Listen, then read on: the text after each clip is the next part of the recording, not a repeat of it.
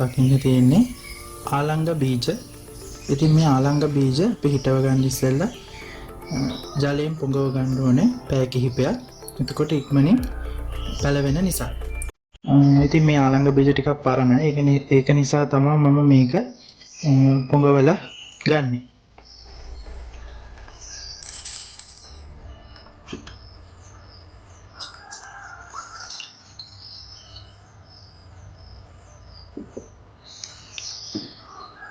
ඉතින් අපි හිටව ගන්න ස්ථානයේ වැඩ කටයුතු වලවල් සැකසීම පාත්‍ය සැකසීම කරගන්න අතුරු මේක පෙඟෙන්න තියලා තියන්න ඕනේ පැය කිහිපයක්.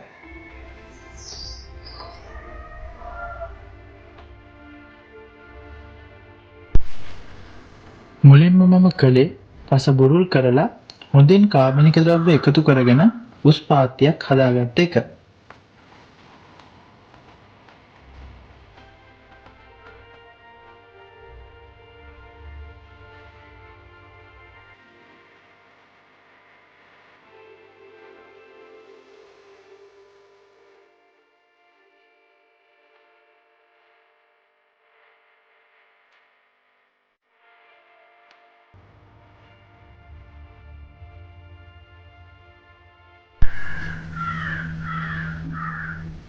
මීළඟට අඩියක පරතරයක් ඇතිව කුඩා වලවල් සකස් කරගෙන එයට බීජ 2-3ක් පමණ ප්‍රමාණයක් දාලා වලවල් වහගත්තා.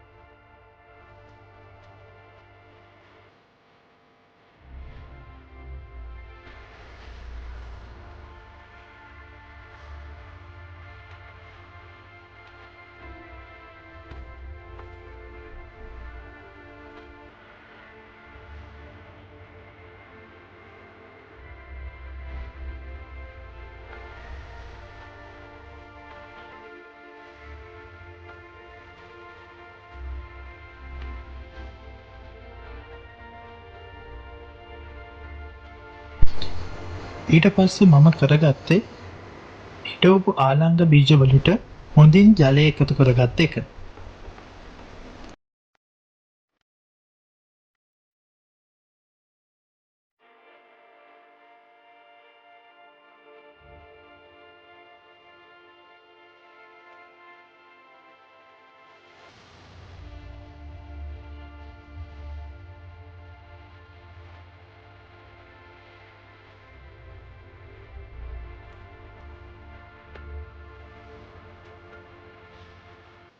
දැන් ඔයාලට මේ දකින්න තියෙන්නේ ජලය යොදපු පාත්තියට ගිරිසීඩියා පත්‍ර වලින් වසුනක් යොදා ඇති ආකාරයයි.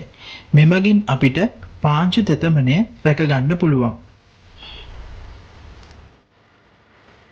සති කිහිපයකට පසු වැඩි ඇති ආලංගා වැල්වලට ආධාරක ලෙස උණයිපල් කිහිපයක් මම සිටුවා ගත්තා. ඉතින් ඔයාලට පුළුවන් ඔයාලගේ ගෙදර තියෙන දෙයක් මේ ආධාරක විදිහට සිටවා ගන්න.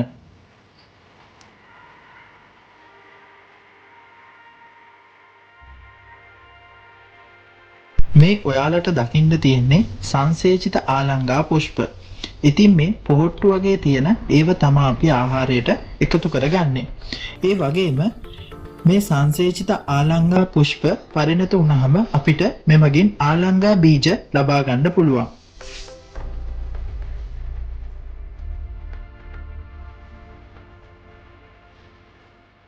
දැන් ඔයාලට දකින්න තියෙන්නේ මගේ පළවෙනි ආලංගා අස්වැන්න.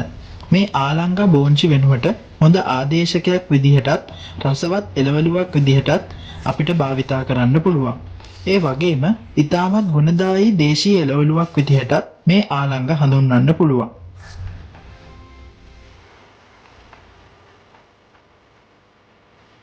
ගෙවතු වගාව සම්බන්ධ මේ වගේ තවත් වැදගත් වීඩියෝ ගැන දැනගන්න අපේ SLXB YouTube channel එක subscribe කරන්න කියලා ආරාධනා කරන ගමන් bell icon එකත් click කරන්න අමතක කරන්න එපා. ඉතින් මේ වීඩියෝ එක ඔයාලට වගේම ඔයාලගේ තවත් අයට වැදගත් වෙනවා කියලා හිතනවා නම් ඔයාලගේ යාළුවන් අතරත් share කරගන්න අමතක කරන්න එපා. මේ වගේ තවත් වැදගත් වීඩියෝ එකකින් නැවත හමු වනතුරු ඔබට සුබ දවසක් කියලා ප්‍රාර්ථනා කරනවා.